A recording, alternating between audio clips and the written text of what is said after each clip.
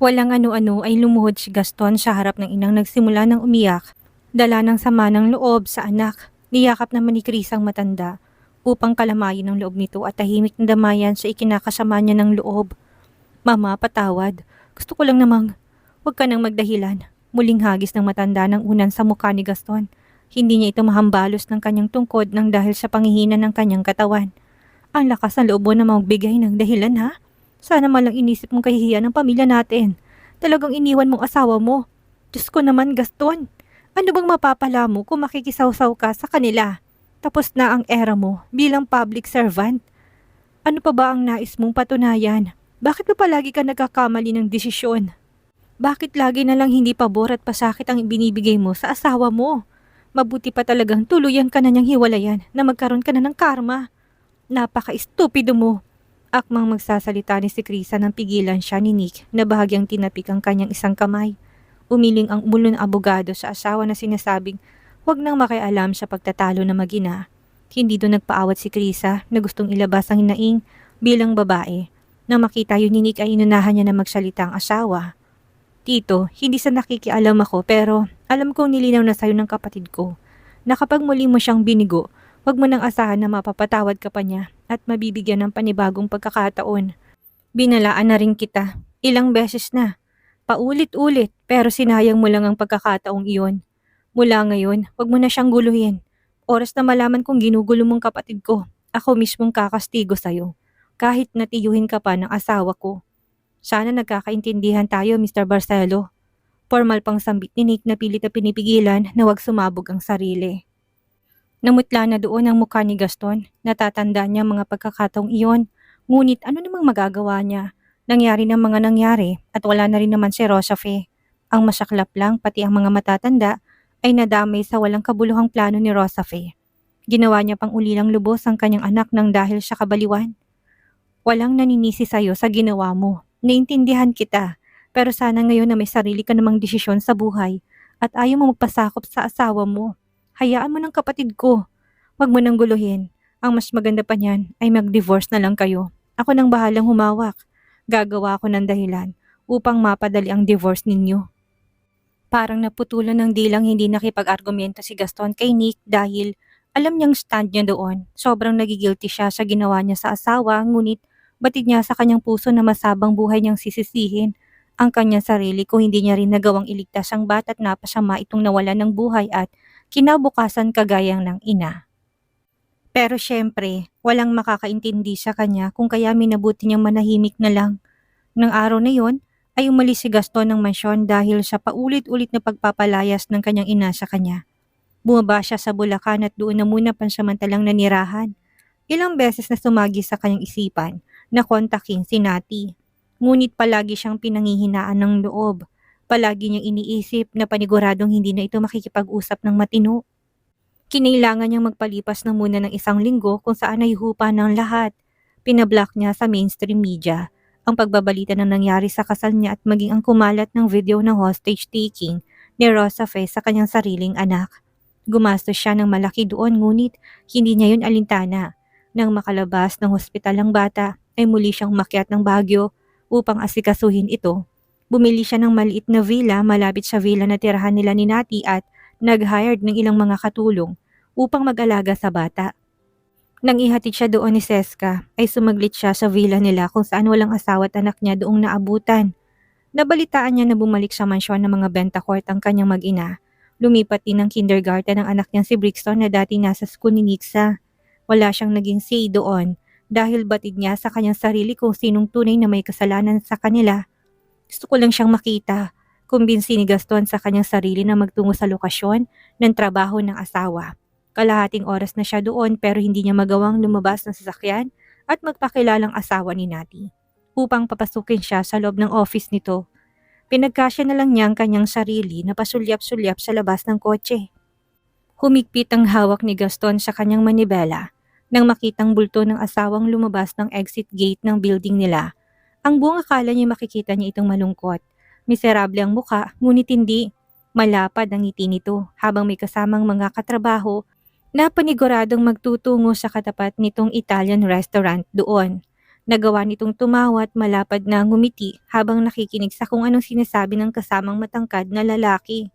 Pinanood sila ni Gaston na tumawid ng pedestrian lane nang hawakan ng lalaking yun ang siko ni Nati upang alalayan ni hindi umalmang asawa niya. Sa tingin niya kasing edad lang ito ni Nati o kung matanda man ay 1 o 2 taon lang yun, parang may invisible na sumasakal ng kamay sa leeg ni Gaston nang dahil sa tanawin na iyon. Kung noon, marahil ay iiwasan niyang lalaki pero ngayon hindi man lang siya dumistansya sa paglalakad nila. Nagdurugong puso ni Gaston habang pinapanood niya pa rin sila naabot pang kanyang tanaw. Pasimpleng lumingon si Nati sa paglabas pa lang nila ng building ay natanawan niya ng sasakyan ng kanyang asawa. Ang buong akala niya ay lalabas ito't magpapakita sa kanya upang mangulit, ngunit hindi nangyari ang inaasahan niyang magiging kaganapan. Hindi ka ba bababa ng sasakyan at magpapakita sa kanya, Mr. Barcelo? Umiling si Gaston na makailang beses na ikinurap ang mga mata matapos na alisin na sa banda ng Italian restaurant. Hindi na kailangan, gusto ko lang naman na makita siya. Ayaw mong pumasok sa Italian restaurant na iyon? Muli pang tanong ng kanyang secretary na nanantya ang tingin. Muli pang umiling si Gaston na may kasabay ng malalim na buntong hininga. Baka magkaroon lang ng komosyon sa loob ng restaurant. Nakakahiya naman sa mga kasama ni Nati. Isa pa, hindi pa siya handang magpakita sa asawa niya. Hindi niyo mareresolba ang problema niyo kung hindi kayo mag-uusap na mag-asawa. Anong sasabihin ko sa kanya? Maliit ang boses na tanong ni Gaston na hindi alam kung tama pa bang sinasabi niya. Hindi sumagot ang secretary dahil hindi niya rin alam kung ano nga ba. Alam niyang nangyari pero maging siya ay nahihirapan din na magbigay ng suggestion. Tanging ang mag-asawa lang din kasi ang makakapagbigay ng linaw doon. Tumagal sila doon hanggang dinner. Hindi na nakatiis si Nati ng pag-out niya ng hapon ay nakitang naroon pang kotse. Siya na ang kusang lumapit sa kanila. Nais niya rin kasing makausap si Gaston. Sabihin na rin ang opinyon niya. Kabadong ibinaba ni Gaston ang bintana sa may gilid niya na makitang ginawang paglapit sa kanila ng asawa. Nati, alam kong gusto mo kong makausap. Putol ni Nati na binuksan ang pintuan ng sasakyan sa likuran at sumakay. Pagbibigyan naman kita. Kailangan mo lang sabihin sa akin. Dugtong niyang tuloy-tuloy na umayos ng upo sa backseat. Saan mo gustong kumain ng dinner? Kahit na coffee, ayos lang sa akin. Sa mansyon namin ako kakain ng dinner. Sa malapit lang na coffee shop sila humantong. Habang magkaharap ay panay ang titig ni Gaston, ni Nati na parang walang nangyari. Hindi niya na makita ang sakit sa mukha nito nung araw ng kanilang kasal. Nung pinipigilan siya nito na umalis at pinapapili. Nadurog pa ang kanyang puso nang maisip na hindi na big deal yon kay Nati. Parang ang bilis nitong mag-move on, samantalang siya hindi pa rin nakakausad sa deserve niya. Dahil kasalanan niya rin ang lahat, yung tipong tuluyan na nga itong bumitaw sa kanilang relasyon at hindi na mahalaga kung ano man ang meron sila ngayon. Lingid sa kaalaman ni Gaston na pinipilit lang ni Nati na maging okay sa harapan niya upang hindi magmukhang kawawa. Rosa Fee is dead. Ani mo hindi narinig ni Nati yon? Alam niya kung anong nangyari dahil mismo si Krisa nahipag niyang nagbalita noon sa kanya nang makauwi sila ng kapatid niya. Nalaman niya rin na pati ang dalawang matanda ay nadamay. Hindi rin nakaligtas sa kanyang katotohanan na kumuha ng will ng asawa para gawing tirahan niya ng bata. Narinig mo bang sinabi ko? Wala naman akong pakialam sa kanya, patay man siya o buhay. Hindi pa rin noon mababagong desisyon ko. Hindi sa hindi na kita mahal pero wala na akong plano pang tanggapin ka at muling papasukin sa buhay ko. Si Brixton, pwede ka makipagkita sa kanya. Hindi ko siya ipagkakait sa'yo pero ako wala na akong kahit na anong amor papagdating sa'yo. Nanigas ng kanyang kinaupuan si Gaston. Inaasahan niya na yon, pero ngayon narinig niya na nahihirapan pa rin siyang i-digest ang lahat ng binitawang salita sa kanya ng asawa. Umaasa kasi siya na magiging maayos pa sila nito. Mag-divorce na rin tayo. Huwag na rin natin pilitin pa na magsama dahil lang may anak tayo. Hinding-hindi na tayo babalik pa sa dati. Ako na nagsasabi. Sawang-sawa na ako sa mga ginagawa mo. Yun ang nagpaalis ng pag-ibig ko. Hindi pa rin umimik si Gaston ng pabigat na ng pabigat ang kanyang dibdib. Paano si Brixton? Palalakihin mo siya na may sirang pamilya? Sino bang may gawa kung bakit naging ganito tayo? Ako ba? Taas na ni Nati ng boses na tinuro pang kanyang sarili. Ang sabi niya magiging kalmado lang siya dahil kahit napagtaasan niya ito ng boses at mura-murahan ay wala na rin namang magbabago pa. Ngunit ngayon ay hindi niya maatim na parang kasalanan niya pa. Sana inisip mong anak mo bago ka nagdesisyong iwan ako. Kami sa araw ng kasal natin. Ni hindi pa nga tayo nagpapa-picture taking noon. Isipin mo nga, tapos ikakatwiran mo sa akin ngayon si Brixton? Maintindihan niyang lahat kapag lumaki na siya. Hindi na ako makikisama pa sa'yo. Wala na akong plano. Tama na. Ayokong ulitin ang mga pagkakamaling patawarin lang ulit. Nanatiling nakatikom ang bibig ni Gaston, na kahit na maraming tao sa kanilang paligid ay hindi mapigilang mamasa ang bawat sulok ng kanyang mga mata. Dumudungaw ng mga luha niya na may pinagsamang sakit, awa at bahagyang pagsisisi na sinaktan na naman ang babaeng mahal niya at inulit na naman niya noon ang mga pagkakamali. Malapit na mag 5 years old si Brixton kaya hindi maglalao na maintindihan niya kung bakit ganitong kanyang pamilya. Hindi mo rin naman kayang maging ama sa kanya. Mas gusto mo pa nga na maging ama sa batang yon, na ni isang patak ng dugo mo, wala namang nananalaytay sa kanyang dugo. Hindi ba? Humigpit pang hawak ni Nati sa knife at fork. Ilang beses kitang sinabihan na mawala ng pakialam sa batang yon. Pero nakinig ka ba? Hindi ka nakinig sa akin. Wala kang pinakinggan sa mga sinabi ko. Kahit na halos na magmakaawa ako. Sinayang mong lahat ng pagkakataon. Nagdikit pang mga ngipin ni Nati na bumabalik na naman sa kanyang sistema ang pinagmulan ng galit niya. Paulit-ulit mo silang pinili sa tuwing maiipit ka sa sitwasyon at kami? Paulit-ulit mo kaming iniiwan para sa kanila. Natalia, anong sasabihin mo? Isa pang pagkakataon? Nilakipan niyo ni Nati ng malakas niyang halakhak na nang-iinsulto. Wala na, Gaston. Ubus na ubus mo na ang pagkakataong yon. Tapos na akong magpakatanga pa sa'yo. Narinig mo?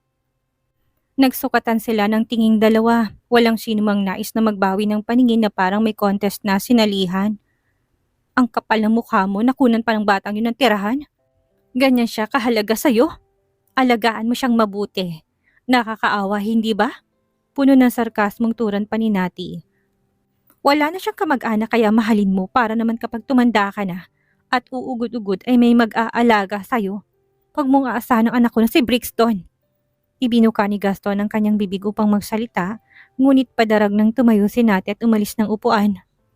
Gabi na, kailangan ko ng umuwit, pihadong naghihintay na ako ng anak ko. May walang kwentang ama. Naglapag na si Nati ng share ng amount ng kanyang kinain. Tumayo na rin doon si Gaston at tinawag ang waiter. Nati, sinubukan ni Gaston na habulin ng asawa na malalaki ng hakbang papalabas ng cafe. Hindi ko bibisitahin ng bata. Pwede tayong mamili ulit ng date ng kasal. Para ano? Muling pagmukaing tanga ako at ang pamilya at ang mga bisitang inimbitahan ko? Never again, Gaston. Galaitin ng lingon ni Nati nang marinig ang suggestion nito. Ang lalim na ng sugat na iniwan mo sa puso ko. Tapos anong akala mo sa akin? Muli mong mauuto? Pakasalan mong batang yun. Siya naman ang tanging mahalaga sa'yo, hindi ba? Halos lumamon na ng buo ang itsura nito. Hindi magawang makapagsalita ni Gaston habang pinanlilisikan siya ng mga mata ni Nati. Sinundan niya na lang ito ng tingin na mas binilisan pang pagmamadali. Sa kabila naman ng galit ay hinayaan ni Nati na ihatid siya ng mga ito sa harap ng building na pinagtatrabahuhan dahil naroon ang kanyang sasakyan. Habang nasa biyahe ay tahimik silang dalawa. Panay ang tingin ni Gaston sa likod ng sasakyan habang si Nati naman ay nasa labas ng bintanang mga mata. Pinag-iisipan, kumuli niyang babanggitin ang tungkol sa divorce. Pag-isipan mong mabuti kung kailan ka hindi busy para naman maayos na natin ang divorce. Willing si Kuya Nick na tumulong upang mapabilis yon. Makikipag-coordinate ka na lang sa akin. Hindi sumagot si Gaston na halatang ayaw makipag-divorce. Pagdating sa harap ng building, binuksan ni Nati ang pintuan ng sasakyan. Hindi niya na hinintay na si Gaston ang magbukas. Walang paalam na rin sana sila. Naiiwan ng maramdaman niya ang hawak ng asawa. Pinandilata na naman niya ito ng mga mata. Unti-unti siyang binitawan ni Gaston. Sinamantala yun ni Nati upang iwanan si Gaston na nanatiling nakatingin lang sa likod niya. Dama man ang pagtitig nito sa likod niya, hindi rin lumingon si Nati upang tignan ng asawa. Tsk! Ang lakas ng loob niya na magpakita sa akin. Pagkatapos niyang gawin yun, ilang sunod-sunod na linggo na palagi nakikita ni Nati ang asawa sa labas ng kanyang office. May pagkakataon na iniiwasan niya ito. Hindi na lang siya lumalabas ngunit may mga araw na lumalabas pa rin siya at kailangan itong pakiharapan. Malamig ang naging pakikitungo niya kay Gaston kung kaya naman ay madalas din na hanggang tanaw lang si Gaston sa kanya. Hindi naman siya manhid para hindi maramdaman ang walang amor na pakikitungo ni Nati sa kanya. Ayaw mo ba siyang lapitan, Mr. Barcelo? Tanong ng secretary na makita nito si Nati, isang lunchtime na may kasamang co-worker. Iba pa yun doon sa lalaking nakakausap ng asawa niya. Para ano, hindi rin naman niya ako papansinin. May anak kayo, bakit hindi siyang gamitin mo upang mapalapit na muli sa kanya? Suggestion pa ng secretary na para bang yun na lang ang natitirang paraan upang makuha ang loob ni Nati. Kuminang ang isipan ni Gaston, nagkaroon siya ng idea na tama ang kanyang secretary. Bakit ba nakalimutan niya na may anak sila at maaring kapag nag-spend siya ng oras dito, makuha niya muli ang loob ng asawa? Inutusan ni Gaston ang secretary na mag-drive na patungo ng school ng kanilang anak. Susubukan niya na gamitin ito para kunin ang loob ni Nati. Ha? Anong oras? Hindi na magandang hilat siya ng mukha ni Nati noon. Oo, ama ito ni Brixton pero hindi ba dapat ay magpaalam na muna to sa kanya kung sakaling susunduin niya. Hindi yung magugulat na lang. Pagbalik niya ng kanyang sasakyan ay madilim ng mukha niyang tinawagan ng asawa niya. Sinundo mo si Brixton? Gusto niyang isumbat pa dito na bakit hindi malang ito nagpaalam na susunduin pala si Brixton. Ngunit pinili niya na lang na manahimik dahil pagsisimulan lang nila yon ng malalang pagtatalo. Masama ba? Namimiss ko ng anak ko. Wala ba akong karapatan na makita siya? Napabuga na ng hangin si Nati na binuhay ng makina ng kanyang sasakyan. Hindi niya napigilang mapairap sa kawalan. Siya pa talagang may lakas ng loob na sabihin yon sa kanya? Walang karapatan? Kung tanggalan niya talaga ito ng karapatan sa anak nila, malamang kung papipiliin niya ito kung ang anak nila o ang batang anak ng katrabaho, sigurado siyang ang batang yun ang pipiliin nito. Tapos papaandaran siya ng tanong ng walang karapatan? Nasa villa ko natin. Nagluto ako ng ilang mga putahe ng ulam. Paborito niyang dalawa ni Brixton. Pwede kang pumunta dito at sabay-sabay na tayong tatlo na kumain ng hapunan. Bakit hindi ka humingi ng pahintulot?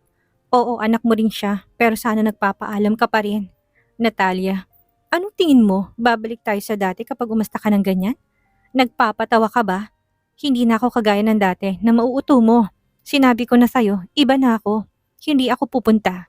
Total, kasama mo siya ngayon. Ikaw nang maghatid sa kanya bukas sa school niya. Bawal ang absent. Pagkasabi niya noon ay pinatay na ni Nati ang tawag nito. Pinaandar niya na ang sasakyan niya. Bigong napatingin naman si Gaston sa anak na kumakain ng ice cream na mga sandaling yon. Puno ng katanungan ng kanyang mga mata kung pupunta ba doon ang kanyang ina ngayon. Busy pa sa work ang mommy. Mukhang hindi na natin siya makakasamang kumain ng dinner, Brixton. Ang sabi niya, dito ka na lang muna. Ayos lang ba sa'yo, Brixton? Samahan mo muna ako. Marahang tumango ang ulo niya si Brixton at tiningnan ang cake na nasa gitna ng dining table. Birthday yun ni Gaston at nalulungkot siya na hindi man lang ito naalala ni Nati. Marahil kung walang naging aberya noon sa kasal nila sa Baguio, masaya silang mag-anak na magdiriwang. Tayo lang, Daddy? Ubos na ni Brixton ang kanyang ice cream at pinanood ng pagbuhay ng kandila ng cake. Pwede mo bang kantahan ng happy birthday ang Daddy? Napipilitang tumango si Brixton. Sinundan ng mga mata niyang pag-setup ng ama ng kamera ng phone upang i-video ang tagpong iyon. Sinimulan na siyang kantahan ni Brixton na ang lyrics ay paulit-ulit lang na happy birthday. Hindi mapigilan ni Gaston na mas maging emotional pa. Pwede bang bigyan mo ng hug ang daddy as a gift? Napuno ng alinlangan ang mga mata ni Brixton. Hindi niya nalilimutan ang tagpo ng kasal ng mga magulang kung saan iniyakan niyo ng sobra ng kanyang ina. Hindi siya gumalaw sa inupuan. Nabasa naman yun ni Gaston na naisip na mukhang ayaw yata siyang yakapin ng sariling anak. Marahan niya ng hinagod ang ulo ng anak. Hindi na pinilit si Brixton na gawin ang hiling. Ayaw mo rin ba na samahan ng daddy ngayon dito? Pasimple na siyang suminghot-singhot. Nanatiling tahimik si Brixton at walang kibo. Hindi na siya kinulit ng ama na hiniwaan na ng cake ang anak at nilagay na yon sa walang laman niyang maliit na plato na nasa gilid ng main dishes. Yung mga classmates ko, palaging hinahatid ng mommy at daddy nila. Ako si mommy lang palagi, dad. Maghihiwalay na ba kayo na matagal ni mommy? Kailan kayo ulit magsasama? Miss ko ng bonding natin. Yung kompleto tayo gaya ni Nixa, kagaya ng mga classmate ko sa school. Kulang na lang ay mabulunan ng sarili niyang laway doon si Gaston sa naging tanong ng anak. Dinaan na lang niya yon sa pagkuha ng kanyang cake sa kanyang plato. Hindi rin siya mahilig sa cake. Ngunit ngayong kaarawan niya, gusto niyang saluhan ng kanyang anak. Ang marinig ang litanya ng anak ay parang ilang segundong na blankong kanyang isipan. Hindi alam kung paano sasagot. Anak, saan mo naman narinig na maghihiwalay na kami ng mommy? Sinabi niya ba sa'yo?